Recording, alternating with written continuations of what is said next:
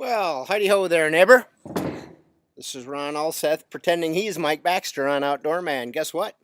It's Friday night. And the only reason I'm here doing an IRE vlog is because Outdoor Man isn't on yet. All right, well, this version of the IRE vlog is brought to you for stress management. Stress management. Is engineering school stressful? Yes. Yes, it is. Is IRE stressful? Yes. Is being an engineer stressful? Yes. In fact, bad news is being an adult is stressful. So we're going to take an approach to stress management on not how to remove stress from our lives, but how to manage the stress that is there. I believe I lead a very stressful life, but I don't believe that I'm a very stressed person. And I think the biggest reason is because I embrace many of the stress management techniques that I'm about to share with you. Now, I am not a licensed psychologist, but I am a person who has had a lot of experience in this area individually. And, you know, if I want to find out how to manage stress, I do what we all do: Google. So I went to the American Heart Association and I looked to see what techniques do they recommend for managing stress that I can share with you. And they have a top 10 things. Number one is to spend time with friends and family. The sort of connections that we have when we can connect with those people who are important to us, that make us feel important, who we can make feel important, that time helps us manage our stress. Another is exercise. I've embraced this since I was 25 years old. Right now I exercise on the order of 10 hours per week and will continue to do so. Another recommendation from the American Heart Association is to embrace the things that we can change. This is kind of the growth mindset idea. And it's really just sort of the opposite of victim behavior. Victim behavior is when we're sitting around feeling bad about what other people have done to us in perceived, oftentimes, mistreatments. But if we spend more time thinking about what can we do for a solution, how can we change our situation, that helps us manage our stress. Number 4 from the American Heart Association: laugh. Google will get you there too. You just Google the best joke of the day. Read Dilbert and laugh at those poor geeky engineers. Spend time, we have that spending time with family and friends. Being happy, being positive, laughing, these are all ways that allow us to manage the harder parts of our lives. Another suggestion is to give up the bad habits. And here what they're talking about are the excesses. Too much caffeine. I know, I go look in the cabinet at IRE and you might say, might want to scratch your head on that one, but too much caffeine, too much alcohol, too much tobacco, eating too many of the wrong foods. Those are things that contribute to our stresses, not help us manage them. Another is to slow down and not rush through every single aspect of our day. I was telling some students just yesterday how important it is to find time for yourself, to set aside time for yourself where you can reflect on what's going on in your life and you get a chance to think. And that act helps really when it comes to us slowing down.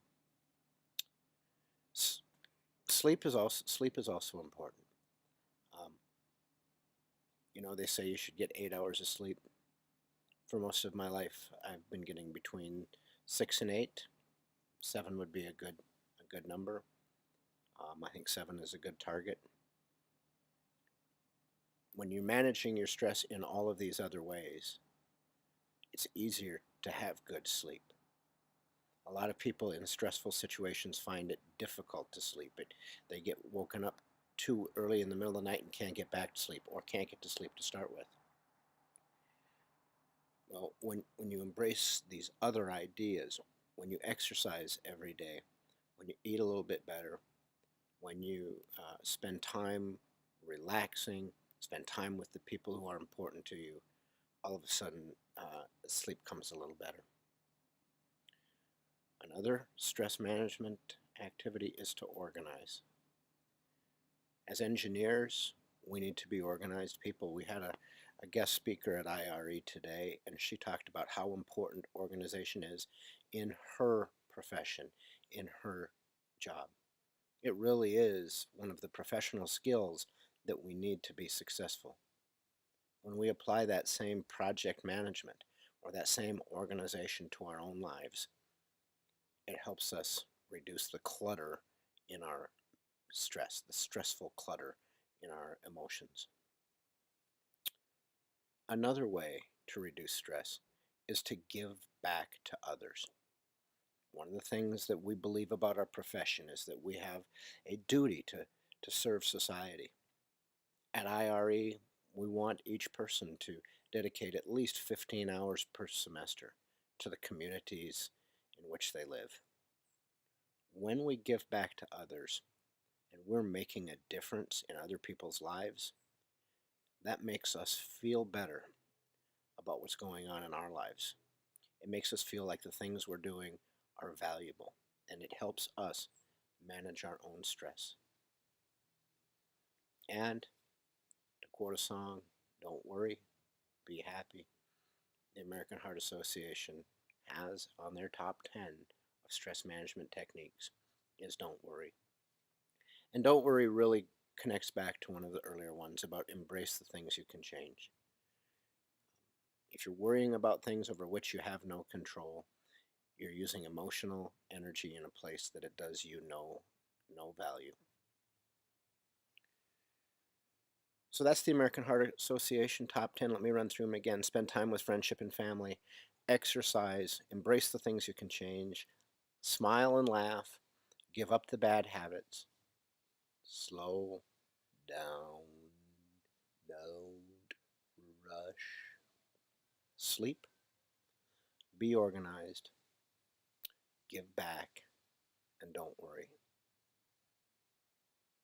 I was thinking about this vlog on my exercise this afternoon on my bike ride home, and I thought how stressful is my life? And on a previous vlog, I mentioned that if we sleep 7 hours a night, in a week we should have 119 waking hours. So I started adding up all of the commitments that I have in my life, all the places where I spend time.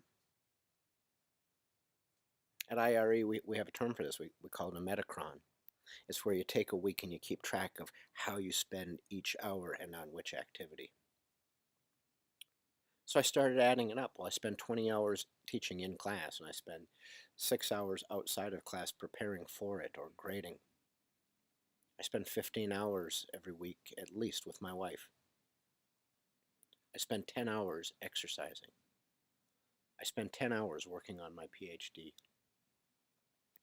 I spend more than 10 hours on the other activities of IRE, reaching out to the community, connecting with companies, and so on. And when I added all this up, I thought, oh boy, I'm going to be at 130 hours. How am I cramming 130 hours into my 119? And when I added it all up, I got to 78. That act in and of itself was a stress reducer for me. It made me realize that as busy as I am on paper, I've still got another 30 or 40 hours per week where I spend time out here on the deck, where I spend time working around the house, where I spend time with my family. And that made me feel pretty good.